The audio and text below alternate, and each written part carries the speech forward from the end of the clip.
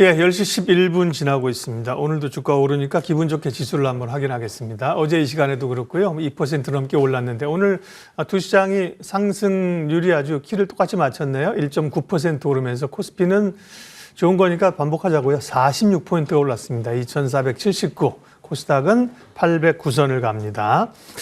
예, 강한 흐름들이 이제 정말 연말의 위쪽으로 방향을 잡은 것인가 고민이 있는데요. 오늘 시황 해설 그리고 투자 전략 메리츠증권 광화문 금융센터 신영목 이사님 함께합니다. 어서 오십시오. 안녕하세요.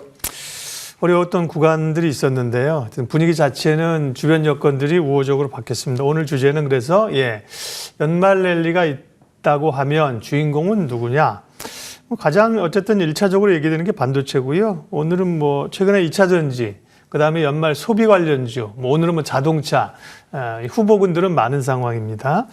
미국의 간밤에 일단 10월 소비자 물가지수가 안정감을 줬고 또 임시 예산안도 가결이 돼서 셧다운 리스크가 해결됐습니다. 네, 연말 랠리 가는 건가요? 이제 큰 위기 넘어갔기 때문에 연말까지는 시장이 어떤 매크로한 분위기에서 아주 크리티컬한 악재만 나오지 않는다고 하면은 좋은 분위기로 갈 거로 예상이 됩니다. 왜냐하면 특히 계속 제가 이제 항상 시장이 안 좋을 때마다 말씀드리는 게 우리나라는 수급적인 상황이 항상 좀 문제가 되는데 최근에 보시면 아시겠지만 시장의 신용 부분이라든지 또 이런 것들이 상당 부분 나온 상태고요. 네. 또 공매도 금지라든지 물론 공매도 금지가 양날의 칼과 같은 그런 면이 있긴 한데 전체적으로 우리나라 시장이 좀 글로벌하게 조정을 가장 많이 받았고요. 그리고 특히 이제 우리가 또 전체적인 지수 흐름 보시면 아시겠지만 특히 코스닥 같은 경우에는 공매도 금지한 다음 날 7% 정도 급등했다가 어제 그러니까 지난주까지만 해도 다시 공매도 금지 전으로 내려오는 그런 상황까지 왔었거든요. 그러니까 항상 바닥이 나올 때 보면은 이런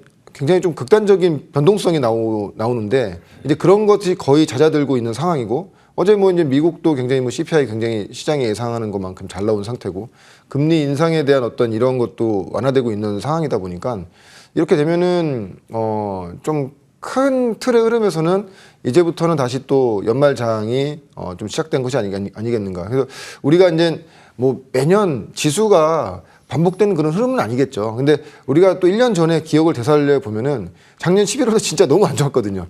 작년 11월은 너무 암울했죠. 왜냐하면 올해 경기 침체가 전체도 다 예감되는 상황이고 기업들의 실적도 다 감익이 예상되는 상황이기 때문에 굉장히 안 좋은 상황에서 11월부터 보면은 챗 GPT라는 어떤 테마 장세가 이미 시작이 됐었고요. 그것이 올해 상반기 넘으면서 엔비디아가 이제 그걸 실적으로 증명하면서 반도체 업황으로 오는 이런 흐름이었다고 한다면은 올해도 약간 그와 유사하게 그러니까 특히나 우리나라 같은 경우에는 지금 대주주 양도 차익 관련돼서도 시장 우호적으로 지금 정부에서 방침을 정해놓은 상태이기 때문에 이렇게 되면 항상 연말에 우리가 얘기가 나오는 어떤 이 수급적인 불안감까지 다시 없어진 상태이기 때문에 그렇게 되면은 사실 연말부터 내년 장 초까지는 상당히 좋은 흐름이 나오지 않겠는가 좀 예상하고 있습니다. 네. 근데 이제 미증시 갈 때도 우리 시장이 상대적으로 더 많이 빠지고 변동성이 커졌다는 게 걱정이잖아요. 말씀하신 여러 좀 개별 종목별 수급 이슈도 이랬던 것 같은데요. 그러면 이제 국내 증시에 대한 연말 얘기 조금만 더 해보면요. 공매도 금지도 어쨌든 지난 월요일 날 하루 급등 이후에 빠졌지만 수급이 추가적인 매도보다는 점진적으로 조금씩이라도 들어올 여지가 좀 있어 보이고 대주주 양도세 완화. 네. 3분기 실적도 막판에 좀 노이즈가 있었습니다. 원래 끝터리에 발표하는 실적들이 안 좋잖아요. 그런 노이즈가 있었는데 그것도 좀 지나갔고 4분기는 실적은 잘 안 보는 것 같고 결국은 4분기도 그러면 이제 좀 수급 이슈로. 네. 그러면 코스닥 쪽으로의 강세, 중소형주 강세, 혹은 반도체 대형주인가 이런 게 조금 헷갈립니다. 공매도 관련돼서 잠시 또 말씀드리자면 공매도라는 게 결론적으로 숏이라고 하지 않습니까? 우리가 시장에서 말 편하게 숏이라고 하는데 사실 공매도만 할 수 없습니다. 상품을 만들어서 들어오는데 여기 한편으로는 롱자금, 그러니까 투자로 들어오고 말 그대로 해지를 하기 위해서 공매도를 치는 건데 이렇게 공매도를 금지시키면 롱자금도 안 들어온다는 시장에 이제 그런 견해가 있고요. 외국인들이 좀 시장 참여가 부진하게 되면은 대형주가 움직일 수 있겠는가 하는 그런 의구심도 있지만 사실 공매도 금지하고 난 이후에 고객 예탁금이 굉장히 많이 늘어났거든요. 특히 또 개인들이 또 공매도 금지가 되면 시장이 좋아진다는 어떤 그런 생각을 가지고 계시기 때문에 그렇게 되면은 사실 올해 하반기 장부터 내년 장까지는 저는 좀 더 대형주 장세보다는 중소형주 장세가 펼쳐질 걸로 보고 있고요. 특히 이제 그 중심에는 어떻게 됐건 간에 반도체가 있겠죠. 그러니까 대형주를 하실 분들은 뭐 삼성전자와 뭐 하이닉스를 선택하시는 거고 네. 약간 어떤 차이는 있겠지만 그 위에 그 밑단에 있는 밸류체인에서 좀 더 수익률을 좀 크게 가지고 가고 싶으신 분들은 이제 장비주나 소재 쪽. 그냥 핵심은 그겁니다.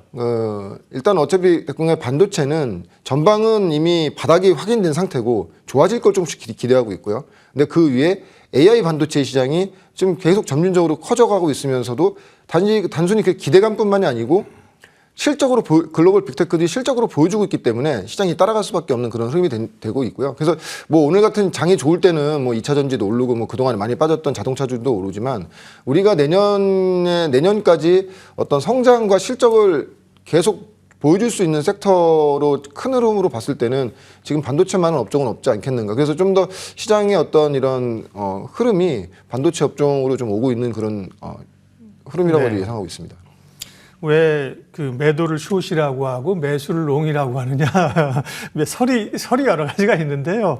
과거에 이제 미국에서 이제 뭐 이렇게 장사할 때 전표들을 쫙 작성해서 이쪽에다가 뭐 매수, 매도, 판 거 이렇게 좀 이제 사는 그 리스트가 또 항목이 길고요.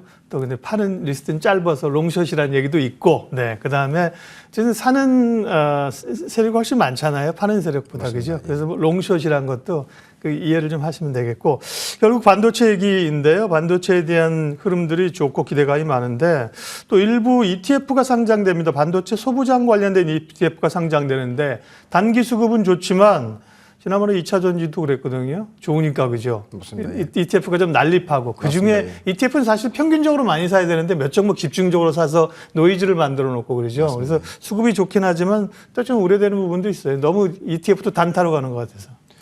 저 굉장히 좋은 말씀 해주셨습니다. 우리가 뭐 나오면 일단 좋게만 보긴 하는데 사실 2차 전지 ETF 만들었을 때가 그러니까 시장에서 참여자가 얘기하는 분들도 그런 얘기를 해요. ETF가 만들어지면 상투가 나온다. 조금 지나서. 왜냐하면 우리의 2차 전지가 그걸 올해 초에 그걸 분명히 또 보여줬고요.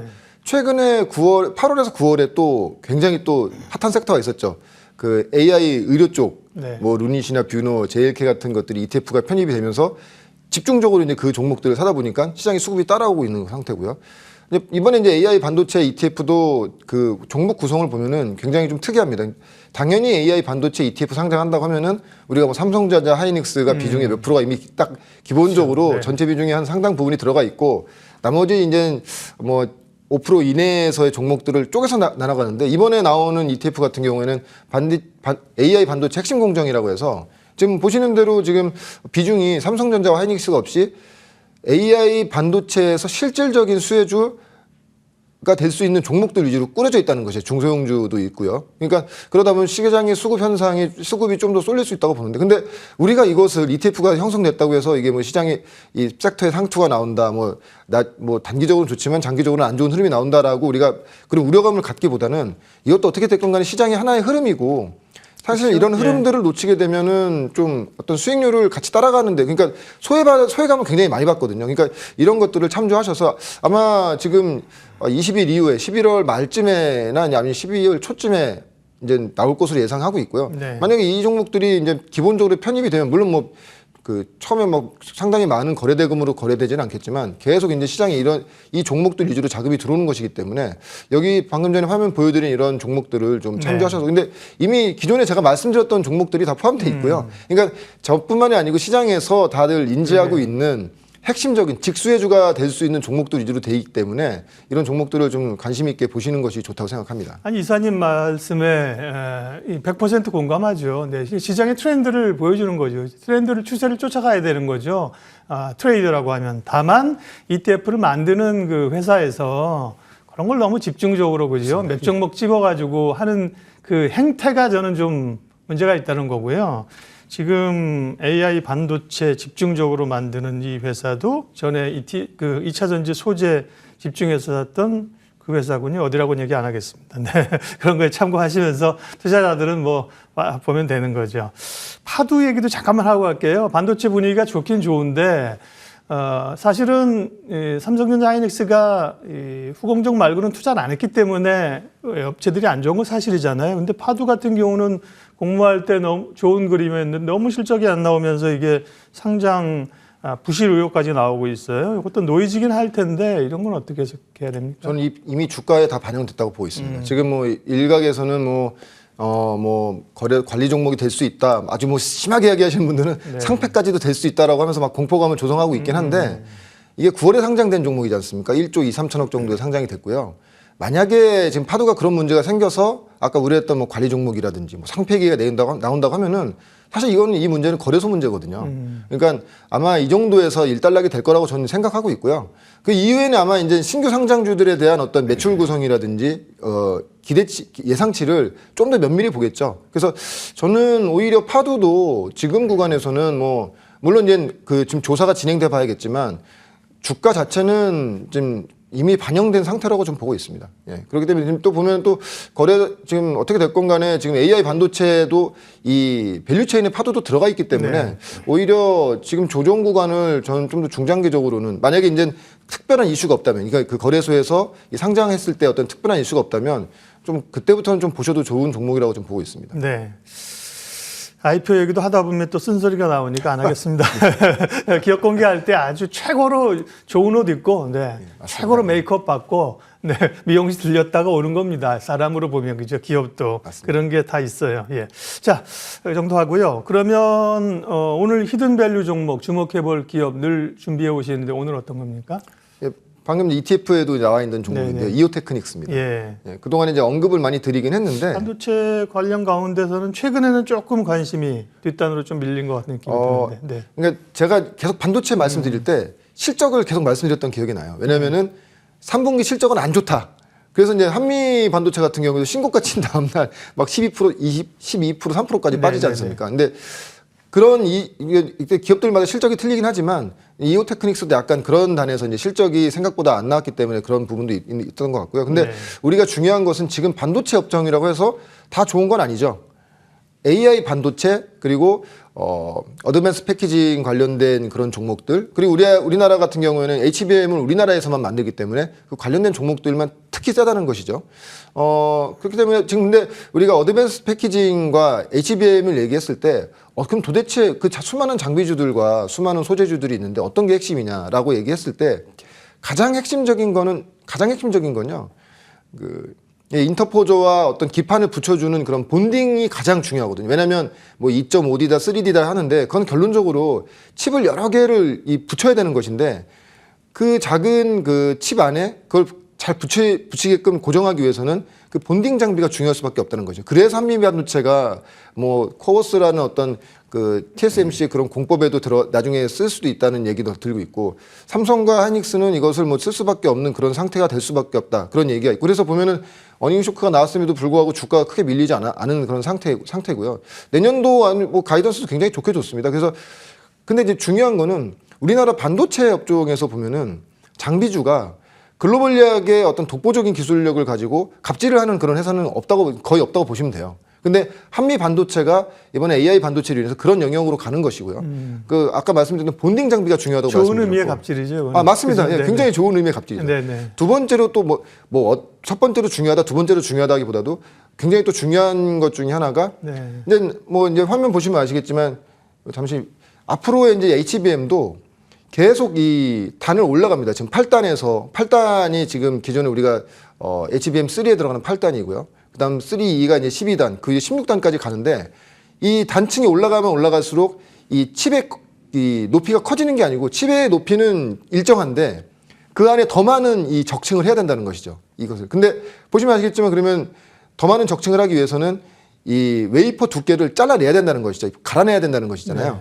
근데 그 갈아내는 장비 그것을 만드는 게 바로 이오테크닉스고요. 사실 이 부분에서는 글로벌리하게 독점을 하고 있는 회사가 디스코라는 회사가 있습니다.